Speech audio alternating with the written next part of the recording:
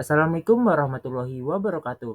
Halo teman-teman, perkenalkan nama saya Wildan Syahri Abdul Haris, mahasiswa Bisnis Digital Fakultas Ekonomi dan Bisnis dari kampus Cakrawala University. Pada kesempatan ini saya akan membahas penerapan diferensial dalam ekonomi yang merupakan bagian dari mata kuliah Matematika Bisnis dan Ekonomi. Diferensial adalah konsep matematika yang sangat bermanfaat dalam dunia ekonomi, dari memahami elastisitas permintaan dan penawaran hingga mengkaji biaya dan penerimaan marginal. Konsep-konsep ini membantu kita mengambil keputusan yang lebih cermat. Sebagai contoh, kita dapat menentukan biaya marginal untuk optimasi produksi atau menghitung penerimaan marginal guna memaksimalkan keuntungan. Pada video kali ini saya akan membahas beberapa topik utama, di antaranya yaitu ada teori diferensial, nilai elastisitas, nilai marginal, dan yang terakhir adalah nilai profit. Pertama-tama kita akan membahas apa itu diferensial. Diferensial sendiri dapat diartikan sebagai tingkat perubahan suatu fungsi atas adanya perubahan variabel bebas dari fungsi tersebut. Manfaat diferensial adalah untuk mengetahui titik maksimal atau titik minimal dalam analisis ekonomi bisnis. Dengan bentuk umum diferensial yaitu Y sama dengan A dikali X pangkat N sama dengan N dikali A dikali X pangkat N dikurang 1. Selanjutnya adalah elastisitas. Elastisitas terdapat 3 bagian yaitu permintaan atau pengaruh perubahan harga terhadap besar kecilnya jumlah barang yang diminta dengan bentuk umum yaitu ND atau elastisitas demand sama dengan delta QD per delta P dikali P per QD. Yang kedua ada penawaran atau pengaruh perubahan harga terhadap besar kecilnya jumlah barang yang ditawarkan atau NS atau elastisitas penawaran atau elastisitas supply sama dengan delta QS per delta P dikali P per QS. Yang terakhir adalah produksi atau elastisitas produksi atau besarnya perubahan jumlah output yang dihasilkan akibat adanya perubahan jumlah input atau faktor produksi yang digunakan dengan bentuk umum N sama dengan delta P per delta X dikali X per P. Untuk menentukan elastisitas, kita mempunyai tiga bagian yaitu elastisitas ditentukan jika N lebih besar daripada 0, yang kedua ada inelastis jika N lebih kecil dari 0, dan yang terakhir ada uniter jika N sama dengan 0. Selanjutnya kita akan membahas contoh-contoh dari elastisitas masing-masing. Yang pertama yaitu elastisitas permintaan. Di contoh soalnya yaitu diketahui persamaan QD sama dengan 35 min 4P kuadrat, maka tentukanlah elastisitas permintaan pada P sama dengan 6. Penyelesaiannya yaitu kita ubah persamaan QD menjadi persamaan QD aksen, yaitu QD sama dengan 35 min 4P kuadrat menjadi QD aksen sama dengan min 8P yang didapat dari 35 kita coret saja, min 4 dikali pangkat 2 menjadi min 8, lalu P kuadrat dikurang 1 menjadi pangkat P menjadi P pangkat 1, yang mana QD aksen sama dengan min 8P. Lalu kita masukkan saja rumus dari ND atau elastisitas permintaan sama dengan delta QD per delta P dikali P per QD, yang mana delta QD per delta P kita masukkan saja QD aksen atau min 8P dikalikan dengan P per 35 min 4P kuadrat yang didapat dari persamaan QD. Lalu kita ubah atau kita substitusi P menjadi 6, maka sama dengan min 8 dikali 6 sama dengan min 8 dikali 6 dikali lagi dengan 6 per 35 min 4 dikali 6 kuadrat, maka min 8 dikali 6 dikali 6 sama dengan min 288 per 35 kurang 4 dikali 6 kuadrat sama dengan min 189, maka hasil pembagian dari min 288 dibagi min 109 yaitu 2,6 yang berarti elastis karena 2,6 lebih besar daripada 0. Artinya harga barang berubah sebesar 2,6%. Untuk soal kedua yaitu soal elastisitas penawaran. Diketahui QS sama dengan 45 min 4P kuadrat, maka tentukanlah penawaran pada P sama dengan 8. Penyelesaiannya yaitu kita ubah QS menjadi QS aksen, yaitu QS sama dengan 45 min 4P kuadrat, kita ubah menjadi QS sama dengan min 8P. Lalu kita masukkan lagi rumus dari elastisitas penawaran, yaitu NS sama dengan delta QS per delta P dikali P per QS. Delta QS per delta P dimasukkan saja hasil dari QS aksen, lalu dikalikan dengan P per 45 min 4P kuadrat yang didapatkan dari QS atau persamaan QS. Lalu kita ubah P menjadi 8 karena kita substitusikan, lalu maka sama dengan min 8 dikali 8 kuadrat dikalikan dengan 8 per 45 min 4 kali 8 kuadrat, yang jika ditotalkan menjadi sama dengan min 512 per 221, maka hasilnya adalah 2,3, yaitu atau bisa dibilang menjadi elastis atau karena dengan alasan 2,3 lebih besar daripada 0, yang artinya harga barang berubah sebesar 2,3%. Selanjutnya kita akan membahas tentang elastisitas produksi. Elastisitas produksi pada contoh soalnya yaitu diketahui P sama dengan 8 dikali 2. Selanjutnya kita akan bahas soal elastisitas produksi. Diketahui P sama dengan 8x kuadrat min 2x pangkat 3, maka tentukanlah elastisitas produksinya pada tingkat penggunaan input atau faktor produksi X sama dengan 4 dan X sama dengan 5 unit.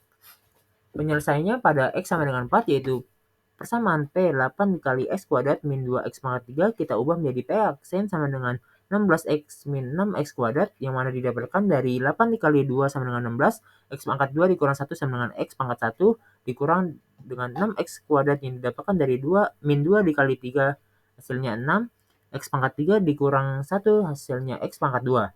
Lalu kita masukkan rumus dari elastisitas produksi, yaitu N sama dengan delta P per delta X dikali X pangkat per P, maka delta P per delta X kita masukkan saja P aksen, yaitu 16X min 6X pangkat 2 dikalikan dengan X per 8X kuadrat min 2X pangkat 3 yang didapatkan dari persamaan P.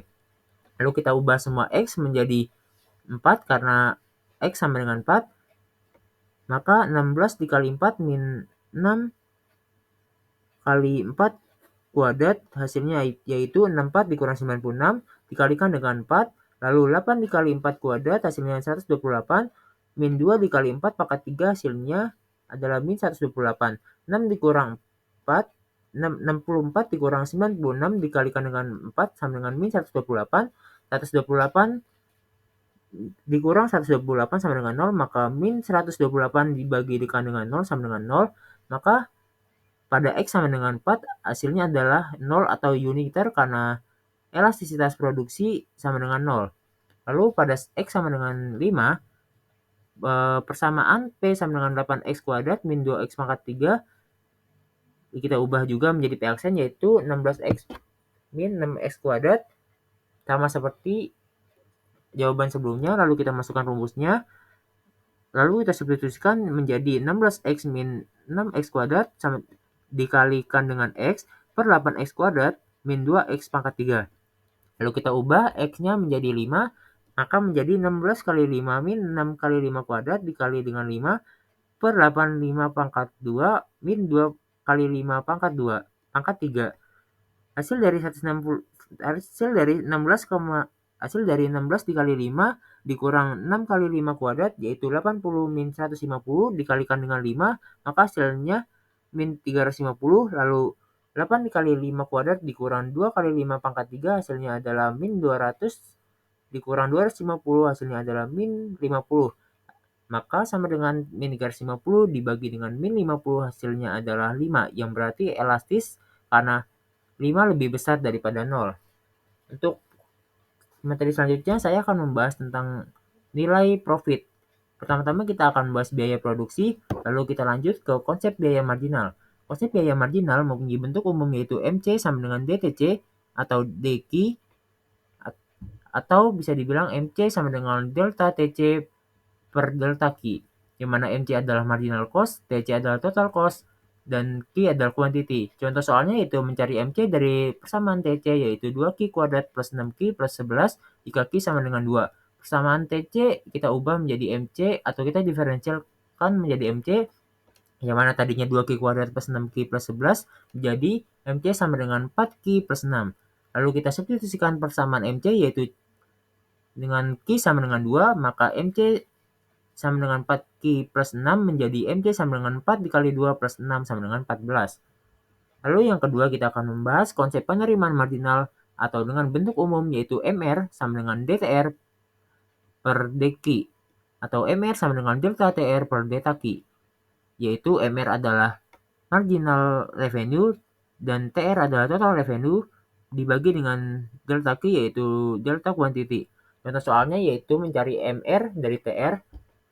ketika sama dengan 13 Q min 2 Q kuadrat jika Q sama dengan 2.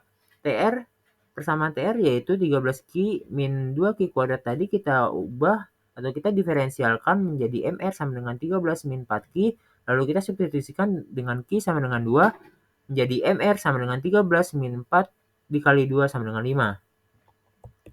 Selanjutnya kita akan mencari keuntungan profit atau konsep keuntungan dengan bentuk umum yaitu delta V per delta Q. Dengan contoh soal yaitu mencari nilai laba dari fungsi laba. Fungsi labanya yaitu V sama dengan 3 Q kuadrat min 12 Q per 75. Lalu jika Q sama dengan 3 maka adalah penyelesaiannya yaitu fungsi labanya kita diferensialkan menjadi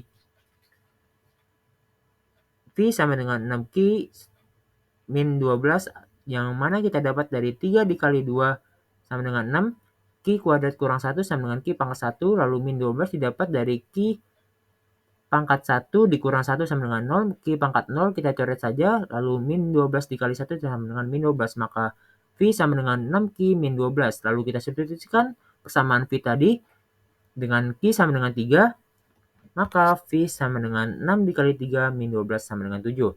Untuk mencari analisis profit maksimal akan ada pada soal di bawah ini, yaitu suatu perusahaan yang memproduksi sepatu memiliki fungsi total pendapatan atau total revenue dan fungsi total biaya atau total cost sebagai berikut. Dari kedua fungsi itu tentukan nilai keuntungan maksimalnya. Untuk menentukan total keuntungan maksimalnya menggunakan rumus fungsi laba yaitu V sama dengan TR dikurang TC, yang mana didapatkan dari persamaan TR yaitu min 3 Q kuadrat plus 2000 Q, lalu TC didapatkan dari Q pangkat 3 min 51 Q kuadrat plus 1340 Q min 3000.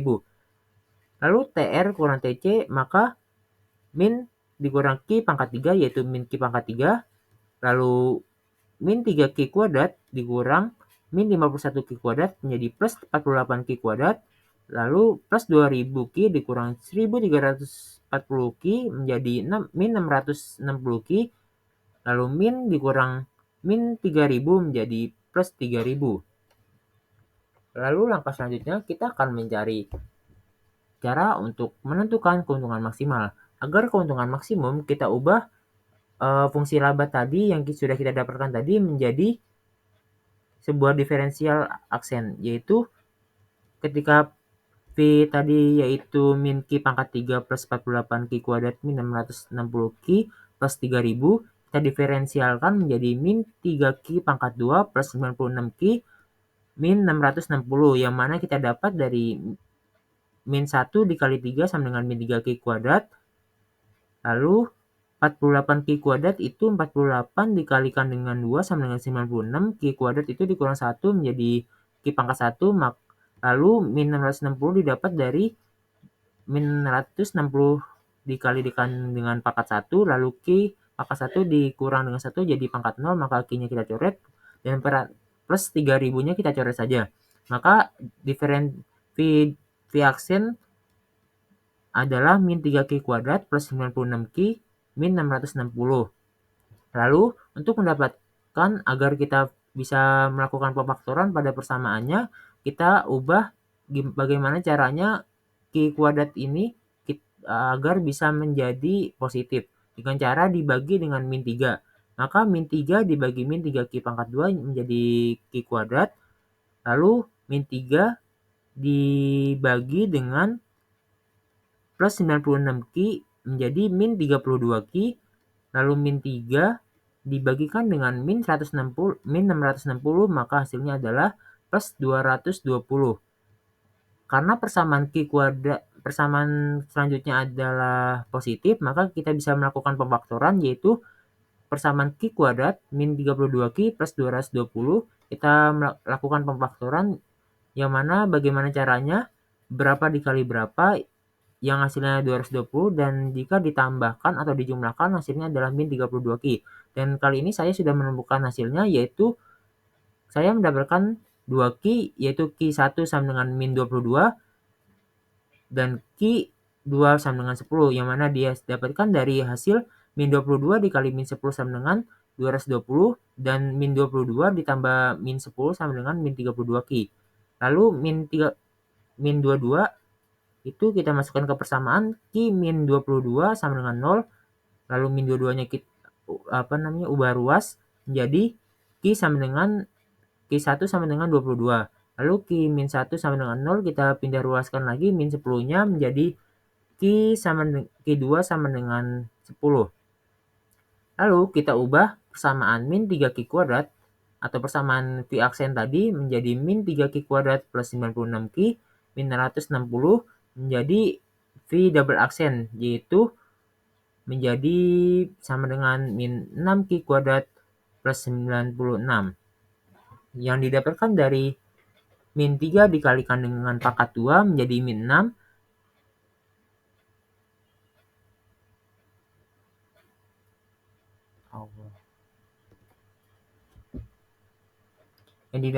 Lalu kita ubah V aksen menjadi V double aksen yang didapatkan dari diferensial, yaitu min 3Ki kuadrat menjadi min 6Ki, harusnya min 6Ki teman-teman, karena ini ada kesalahan. V aksen maka menjadi min 6Ki yang didapatkan dari min 3 dikali 2 menjadi min 6, lalu Ki pangkat 2 dikurang 1 menjadi Ki pangkat 1, maka hasilnya harusnya min 6Ki plus 96 yang didapatkan dari plus 96Ki. Karena min pangkat 1 ditambah 96 menjadi 96, Ki pangkat 1 dikurang 1, maka hasilnya adalah Ki pangkat 0, maka kita cari saja Ki-nya. Maka hasil dari V double aksen sama dengan min 6Ki plus 96.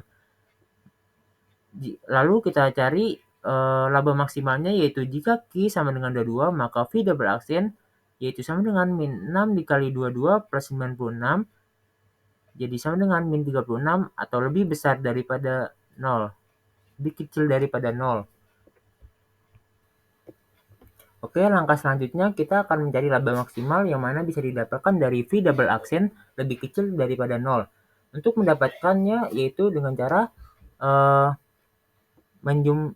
menjumlahkan atau menotalkan hasil dari Ki1 dan Ki2 dengan persamaan V double aksen yang tadi, yaitu V double aksen sama dengan min 6Ki plus 96. Lalu jika Ki sama dengan 22, maka V double aksen yaitu min 6 dikalikan dengan 22 plus 96 sama dengan min 36, yang mana lebih kecil daripada 0. Ini terbalik ya teman-teman. Lalu jika Ki sama dengan 10, maka V double aksen sama dengan min 6 dikalikan dengan 10 atau substitusikan dengan 10 plus 96, maka hasilnya 36, yang mana lebih besar daripada 0. Jadi pada laba maksimal kali ini yang kita pilih adalah Ki sama dengan 22 karena hasilnya sama dengan min 36, yang mana lebih kecil daripada 0. Karena V double aksen lebih kecil daripada 0 untuk mencari laba maksimal, maka kita pilih Ki22. Untuk tingkat produksi yang memaksimal keuntungan maksimum adalah Ki sama dengan 22 unit. Adapun besarnya keuntungan maksimum tersebut menggunakan rumus fungsi laba atau persamaan fungsi laba yang sebelumnya kita dapatkan di slide ini. Lalu rumus persamaan sebelumnya yang kita dapatkan adalah min Ki pangkat 3 plus 48 Ki kuadrat min 660 Ki plus 33.000. Lalu kita substitusikan laba maksimal yang kita dapatkan tadi yaitu 22 unit, maka V sama dengan min 22 pangkat 3 plus 48 dikali 22 pangkat 2 min 660 dikalikan dengan 22 plus 3000, yang mana hasilnya V sama dengan min 10.648 plus 23.232 min 14.520 plus 3.000. Maka jika ditotalkan hasilnya sama dengan V sama dengan 1064. Sekian presentasi diferensial dari saya. Assalamualaikum warahmatullahi wabarakatuh.